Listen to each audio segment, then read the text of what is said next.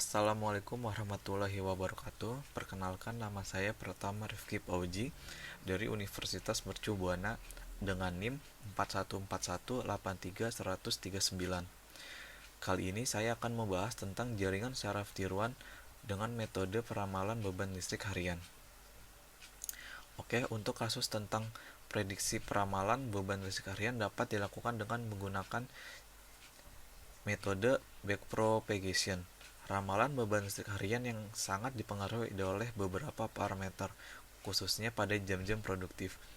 Dalam kasus ini dipilih data yang diperkirakan mempengaruhi prediksi atau peramalan beban tenaga listrik untuk harian yang tepat.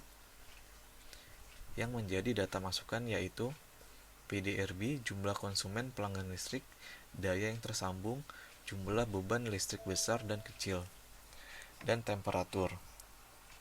Data yang dipengaruhi untuk percobaan ini adalah perkiraan data mulai pukul 00 sampai dengan pukul 23.00. Pada kasus ini, prosedur yang digunakan yaitu perumusan masalah, pengumpulan data, dan analisa data.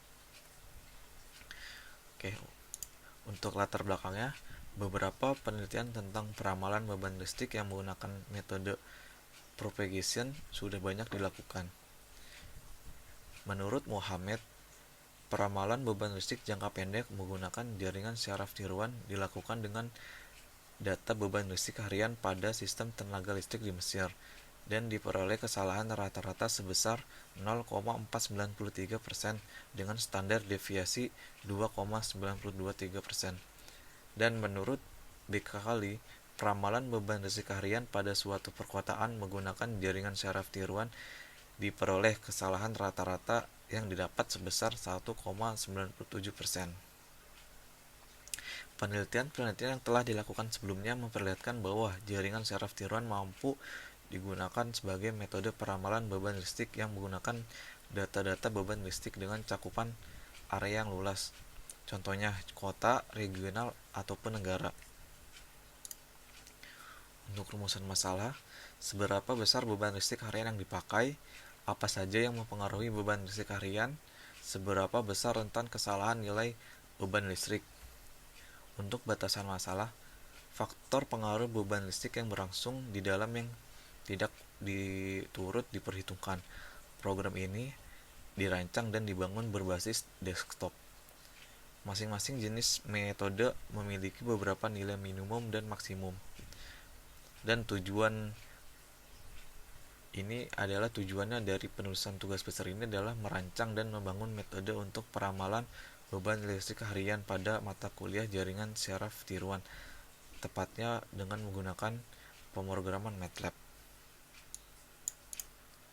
Oke, untuk landasan teorinya, peramalan adalah metode untuk memperkirakan suatu nilai di masa depan dengan menggunakan data di masa lalu. Menurut Gaspredt, peramalan juga dapat diartikan sebagai seni dan ilmu untuk memperkirakan kejadian di masa yang akan datang, sedangkan aktivitas peramalan merupakan sebagai fungsi bisnis yang berusaha memperkirakan penjualan dan penggunaan suatu produk. Dan untuk rumusnya menggunakan MAPE sama dengan 1N YI dikurang FI YI NI sama dengan 1. Dan untuk keterangannya, N adalah jumlah data dalam periode peramalan. YI adalah data aktual pada periode ke-1. FI adalah data peramalan pada periode ke-1.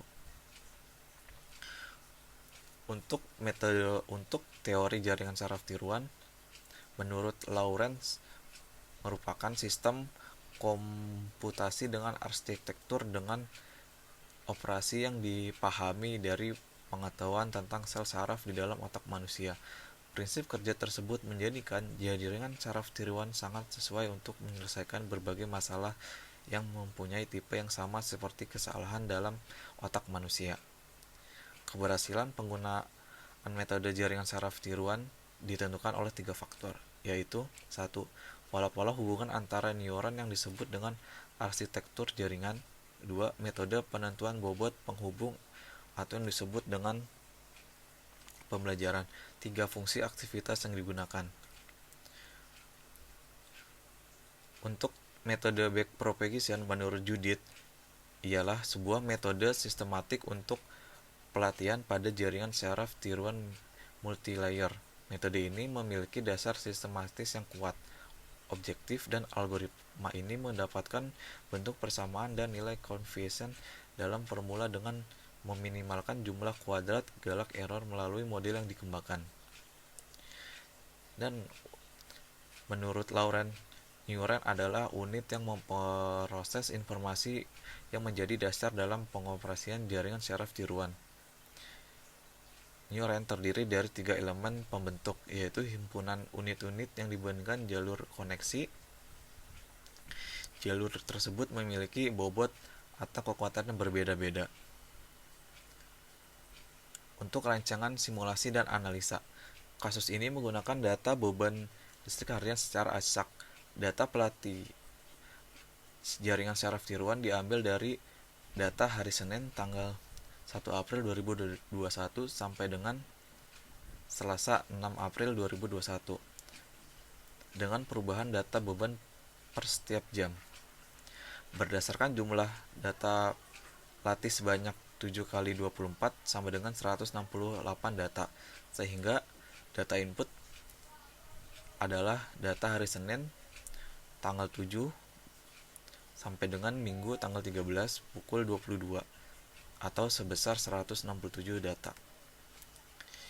Di sini saya sudah membuat contoh data beban listrik harian per kWh dari pukul 00 sampai pukul 23.00 selama 1 minggu. Dan setelah dilakukan proses input data beban listrik harian, dihasilkan parameter sebagai berikut.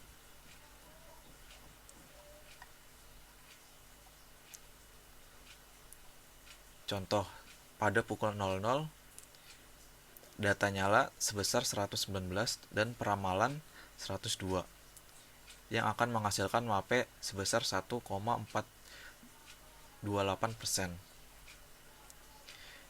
Dari tabel hasil peramalan dengan jaringan syaraf tiruan serta dibandingkan dengan data beban aktualnya pada hari Senin tanggal 1 didapatkan MAPE terkecil adalah 0%.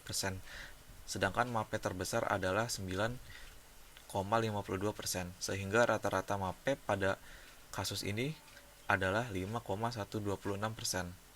Hasil rata-rata MAPE tidak sesuai dengan hipotesis yang diinginkan, karena peramalan beban listrik jangka pendek menggunakan jaringan syaraf tiruan yang dilakukan oleh peneliti-peneliti. Oke, untuk kesimpulannya, penggunaan jaringan syaraf tiruan untuk peramalan beban listrik jangka panjang dengan cakupan data beban area kecil, sedangkan studi kasus beban harian tidak sesuai dengan hipotesis yang diharapkan, karena hasil rata-rata MAPE pada penelitian sebesar 5,126. Untuk sarannya, MAPE yang besar kemungkinan dihasilkan oleh variabel data latih hanya dari data time series beban listrik harian, dan disarankan untuk melanjutkan dengan variabel yang kemungkinan mempengaruhi konsumen atau konsumsi daya listrik harian. Salah satunya adalah variabel berkapasitas besar. Oke, sekian dari saya. Kurang lebihnya mohon maaf. Saya cukupkan untuk kali ini. Terima kasih. Wassalamualaikum warahmatullahi wabarakatuh.